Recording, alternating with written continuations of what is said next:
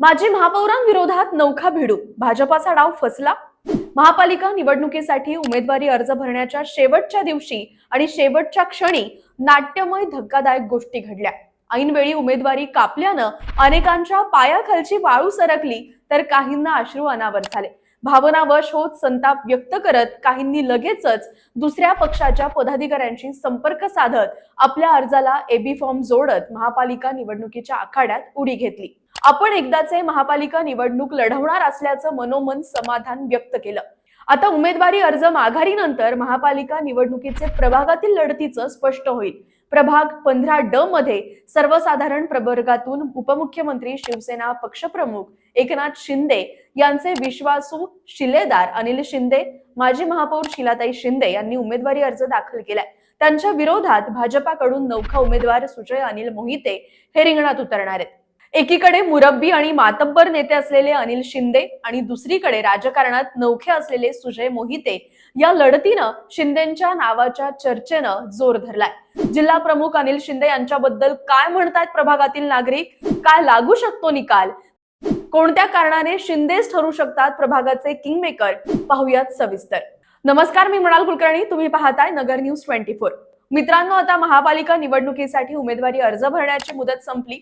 2 जानेवारी पर्यंत उमेदवारी अर्ज माघारीची मुदत आहे आणि त्यानंतर लगेचच प्रभागातील लढती या स्पष्ट होणार आहेत. असं असलं तरी प्रभाग 15 मधील लढती या एकनाथ शिंदे यांची शिवसेना विरुद्ध भाजप राष्ट्रवादी युतीच्या उमेदवारांमध्येच होतील हे स्पष्ट आहे.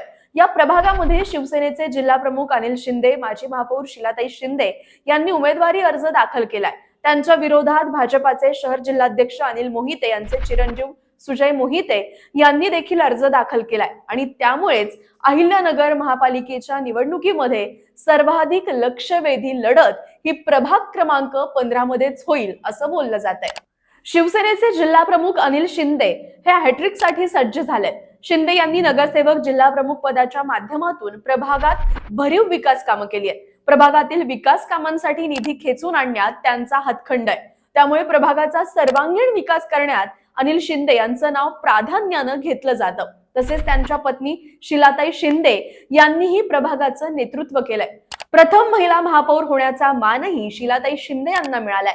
महापौर पदाच्या माध्यमातून शिंदे यांनी केवळ प्रभागातच नव्हे तर शहरातील भरीव विकास कामं देखील केली आहेत. सरकार दरबारी पाठपुरावा करून शहराच्या विकासासाठी मोठा निधी आणला.